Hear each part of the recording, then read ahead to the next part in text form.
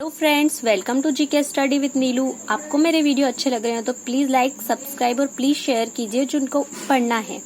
अब मैं आपको कोरोना वायरस के बारे में पढ़ा रही हूँ। कोरोना वायरस और कोविड-19 जो बीमारी है, ये बीमारी सबसे पहले महामारी के रूप में आई, घोषित की गई WHO द्वारा, वर्ल्ड हेल्थ ऑर्गेनाइजेशन के द्वारा, और इंडिया में हरियाणा प्रांत ने सबसे पहले इसे महामारी घोषित किया था।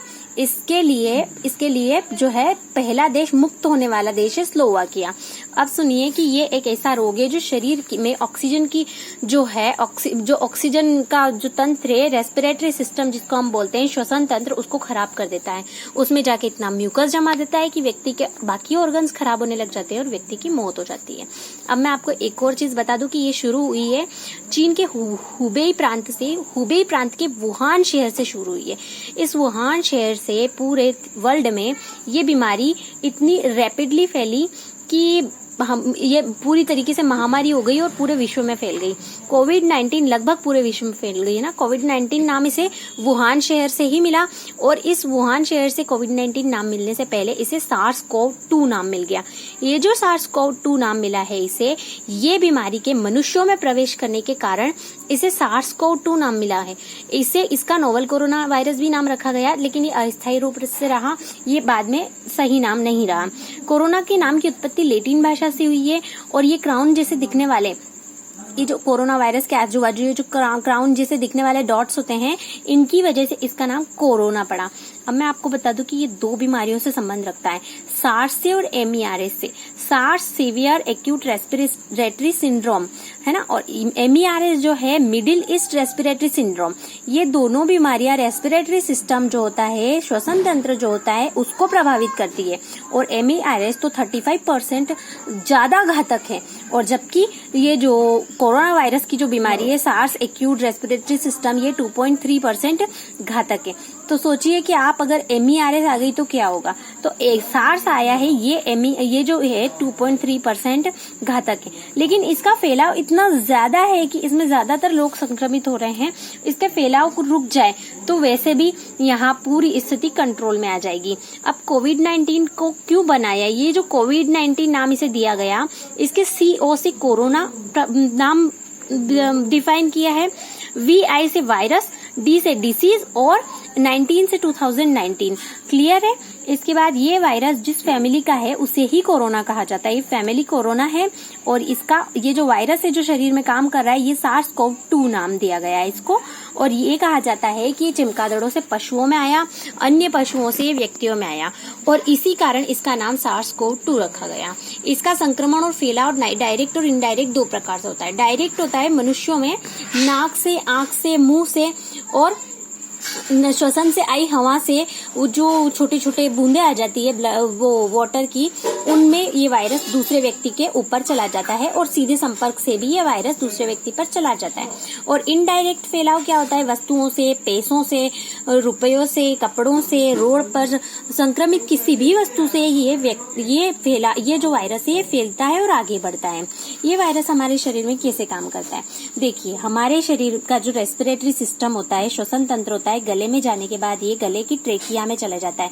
ट्रेकिया के बाद ब्रांचेस स्टार्ट हो जाती है, जैसे पेड़ के ऊपर ब्रांचें लगी होती है, शाखाएं होती है, आपने देखी है, शाखाएं कहीं से भी खड़ी हो जाती है, निकल जाती है। तो वैसे ही फेफड़ों के इन दोनों भाग में ये ब्रांची होती है जो पूरे फेफड़ों के पूरे अंदर, इस झिल्ली के अंदर फैली होती है, और यही यहाँ पे काम करती है।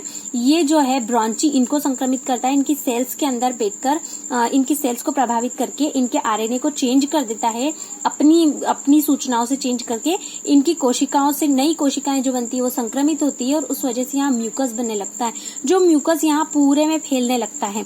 और ये देखिए आप कि शरीर में जाने वाली ऑक्सीजन किस तरह से जाती है अंदर, इस ट्रेकिया से होकर ऑक्सीजन अंदर जाती है, यहाँ शुद्धि होती है और ये अंदर जाती है। तो ये एल्वोलाई है, ये एक ऐसी जगह है जो ब्लड कैपिलरीज हर एरिया, हर एक इस एल्वोलाई के हर एक कोने पर लगी हुई होती है, जो शरीर में अलग अलग जगहों पर ब्लड में ऑक्सीजन जाता है, और ऑक्सीजन पूरे ब्लड में परिसंचरण करता है। ये देखिए आप, यहाँ पे जो एल्वोलाई है ये इन दोनों को जोड़ने की जगह है। ये है ब्रांची और ये है ब्लड कैपिलरी, इनके बीच में एक मार्ग होता है, इस मार्ग में ऑक्सीजन अंदर जाती है और कार्बन डाइऑक्साइड बाहर आती है। तो इस जगह पे भी म्यूकस जम जाता है और शरीर में ऑक्सीजन का जाना बंद हो जाता है, जिसके कारण व्यक्ति की मृत्यु हो जाती है। उसके अन्य ऑर्गन काम करना बंद कर देते हैं। आप देखिए, मैं आगे आपको बता दूं कि जब ये वायरस किसी के शरीर में जाता है और तो क्या होता है कि शरीर के अंदर की कोशिकाओं के अंदर ऊपर एक ACE2 रिसेप्टर बना होता है। ये ACE2 रिसेप्टर जो होता है चाबी की तरह काम करता है, और ये जो कोरोना वायरस की जो कुंडली होती है, ये मुकुट की तरह, ये एक ताले की तरह काम करती है और ये इसमें प्रवेश करता है और ताला चाबी की तरह काम करके ये आपस में एक दूसरे को खोल के अंदर प्रवेश करा देती है कोशिका इसको अंदर, और अंदर जाने के बाद ये क्या करता है, अपनी कॉलोनियां बनाना चालू कर देता है, अपने RNA बनाना चालू कर देता है, फिर अपनी कॉलोनी बनाता है और फिर इतने वायरस बनते हैं कि अन्य व्यक्ति को संक्रमित करने के लिए नाक से बाहर आने लग जाते हैं। देखिए क्या होता है, ACE2 जो है वो इसे अंदर लेता है, तो ये अपना जीनोम, ये वायरस अपना जीनोम उस कोशिकाओं में छोड़ देता है, जिससे के कारण इस वायरस के अंदर जो ये वायरस है, मान लो इसके अंदर जो ये RNA पाया जाता है, ये जो RNA इसके अंदर पाया जाता है ये एक कुंडलित होता है, और ये वायरस RNA प्लस कोशिका के राइबोसोम्स, ये दोनों मिलते हैं राइबोसोम्स कोशिका के, और ये मिलने के बाद अपना आपस में संश्लेषण चालू कर देते हैं, और संश्लेषण के बाद ये अगले प्रोटीन बनाना चालू कर देते हैं। इसमें एक और चीज होता है, कोशिका के एंडोप्लाज्मिक रेक्टिकुलम और गाल्जिक बॉडी जो है वायरस के स्पाइक प्रोटीन बनाती है और अन्य प्रोटीन भी बनाती है। अब वायरस बॉडी में प्रोटीन्स आपस में जुड़कर बहुत सी कॉलोनीज बनाना चालू कर देता है, और इस प्रकार ये अपना खुद का एक परिवार बढ़ाए जाते बनाते रहते हैं। ये ऐसे वायरस कोशिकाएं बाहर इस तरह से इतनी बनती है कि नाक से मुंह से बाहर आने लग जाती है।